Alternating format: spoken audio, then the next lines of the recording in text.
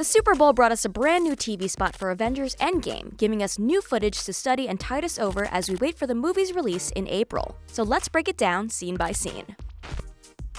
While we still don't know how much time has passed between the snap and Endgame, it looks like the safe bet is a while. We see the apocalyptic skyline of New York, an abandoned city field, and most importantly, a support group for those left behind, either led or attended by Captain America himself, Steve Rogers. Obviously, enough time had to pass for people to organize and form groups like this, which means that we're probably in for some good old-fashioned heartbreak and angst for those opening moments of the movie.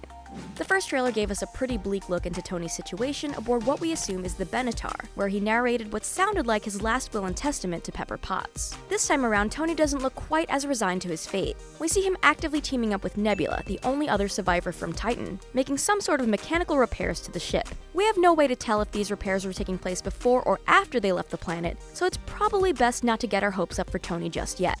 The next shot features a lineup of Steve, Natasha, Rhodey, and Bruce all exiting the Avengers compound in the middle of the night, heading towards something or someone up in the sky. This shot is particularly mysterious because of just how many variables are at play. Perhaps it's the first arrival of Captain Marvel from space? A quantum realm anomaly from Ant-Man? Something to do with one of the Infinity Stones in Doctor Strange? It's really impossible to say just yet. Rocket Raccoon is notably absent from the moment outside of the Avengers compound, leaving us to wonder just what exactly he's been up to since the snap as the last Guardian of the Galaxy on Earth. We get a pointed shot of him entering a house on the beach. Notice the lobster traps behind him, but very little context to work from. Rocket doesn't have much history on Earth, but his love of weapons and engineering might mean he went searching for Hank Pym and Janet Van Dyne. If you remember from the end of Ant-Man and the Wasp, they moved their conveniently portable home to the beach after Jan recovered from the quantum realm. Of course, both of them were dusted, so hopefully Rocket won't be too disappointed if that's actually where he's at and who he's looking for. Then again, this might be a completely different beach house. Natasha Romanoff has taken on a more lethal look here in her trailer moment, as we see her firing off rounds right into the dead center of a series of bullseyes. It looks like she's in the Avengers compound shooting range, so there isn't much to ascertain from this specific scene other than Nat has definitely got her eyes on the prize. Though we still have no idea just how Scott Lang managed to get out of the quantum realm, we know thanks to the first Endgame trailer that he did somehow, and managed to find his way back to the Avengers compound. So the fact that Scott's around isn't necessarily news, but the fact that he and Rhodey are apparently in need of suiting up kind of is. What is it that has them preparing for battle? Who are they going to fight? What's the plan? Thor's situation post-Infinity War has been especially confusing thanks to his ambiguous position in the first Endgame trailer in plain civilian clothes, and this TV spot doesn't really clarify much. We see him still in his full Asgardian regalia in what looks like Wakanda.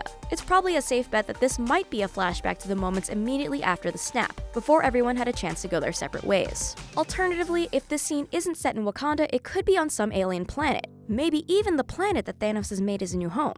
It's certainly possible that Thor was able to leave Earth considering his new axe Stormbreaker has the ability to summon the Bifrost.